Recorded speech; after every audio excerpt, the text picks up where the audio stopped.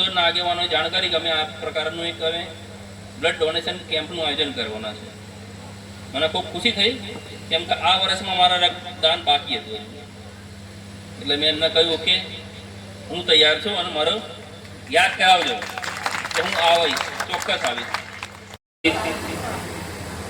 ઝઘડિયા ધારાસભ્ય વિધાનસભાના ધારાસભ્ય શ્રી હિતેશભાઈ વસાવા સાહેબ, ગામના આગેવાનો તથા ફૈજ ટ્રસ્ટ છે એના ટ્રસ્ટી આગેવાન મિત્રો તથા મંચ પર બીજા બિરાજ મહાનુભાવ તથા ઇન્દોર ગામના અત્રે પધારેલ આગેવાનો અને ગામ લોકો,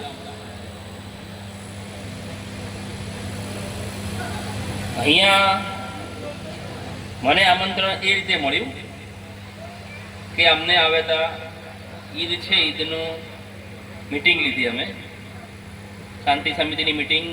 ઈદમાં જે એમના જુલુસ નીકળે છે એ બાબતમાં અમારે પોલીસ સ્ટેશન મિટિંગ લેવાની થતી હોય છે. એટલે મિટિંગ દરેક તહેવાર, હિન્દુના તહેવાર હોય, મુસ્લિમના તહેવાર હોય, દરેક તહેવારમાં અમે એક ગેટ ટુગેધર રાખીએ છીએ કે એમના લક્ષી કોઈ પ્રશ્ન હોય કે પોલીસ લગતા કોઈ હોય કે અગાઉ કોઈ બનાવ બનેલા હોય કે કોઈ તહેવાર છે તો તહેવાર શાંતિપૂર્વક લોકો ઉજવે, આનંદ ઉલ્લાસથી ઉજવણી થાય અને કોઈ પણ પ્રકારની કાયદો અને વ્યવસ્થાની પરિસ્થિતિ ના ઊભી થાય, એના માટે અમે એક મિટિંગ લેતા હોય છે. એ મિટિંગ દરમિયાન ઇન્દોરના આગેવાનોએ જાણ કરી કે અમે આ પ્રકારનું એક અમે બ્લડ ડોનેશન કેમ્પનું આયોજન કરવાના છે. મને ખૂબ ખુશી થઈ, કેમ કે આ વર્ષમાં મારા રક્તદાન બાકી હતું. એટલે મેં એમને કહ્યું કે હું તૈયાર છું અને મારો યાદ કરાવજો કે હું આવીશ, ચોક્કસ આવીશ. એટલે ત્યારથી જ મેં વિચાર્યું કે ભાઈ કઈ તારીખે શું છે શું નહીં, અને કાલે આમંત્રણ પણ મળી ગયું. તો આ પ્રકારનું આયોજન છે દરેક ગામમાં થાય.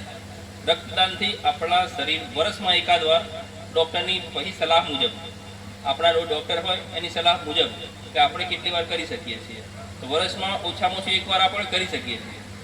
એનાથી આપણા શરીરમાં કોઈ ખામી થતી નથી. આપણું લોહી 15 દિવસમાં બની જાય છે, જેટલું બી લોહી હોય 15 દિવસમાં નવું થઈ જાય. ખોરાક જે બી જમ્યા હોય એનું લોહીમાં રૂપાંતર 10 થી 15 દિવસમાં થઈ જાય. એટલે રક્તદાનથી કોઈ શરીરમાં ઉણપ થાય કે અશક્તિ આવી જાય કે બીમાર થઈ જઈએ એવું કંઈ છે નહીં. એટલા માટે બહુ મોટા પાયે તમામ ગામોમાં સારા સારા આગેવાનો, સારા ટ્રસ્ટ, ધાર્મિક સંગઠનો તમામ આ પ્રકારના આયોજનો રાખતા હોય છે. એટલે આ એક સાયન્ટિફિક વસ્તુ છે જેનાથી આપણા શરીરમાં નવું લોહી એડ થાય. જૂન જે ફર કરે છે બરાબર, તો એ થોડું ઓછું થાય અને નવું લોહી એડ થાય. એનાથી આપણું સ્વાસ્થ્ય સારું થાય, કોઈ બીમારી થાય નહીં અને નવા લોહી બને એનાથી આપણી રોગ પ્રતિકારક શક્તિ વધી શકે છે. એટલા માટે આ આયોજનનો હું ખૂબ જ દિલપૂર્વક સ્વીકાર કરું છું અને આભાર માનું છું કે આ પ્રકારના આયોજનમાં અમને બોલાવે છે, સ્વાગત કર્યું મારું. અને આપ ગામ લોકો જે ખૂબ જ મોટી સંખ્યામાં હાજર છો તે પણ રક્તદાન કરશો એવી આશા રાખું છું.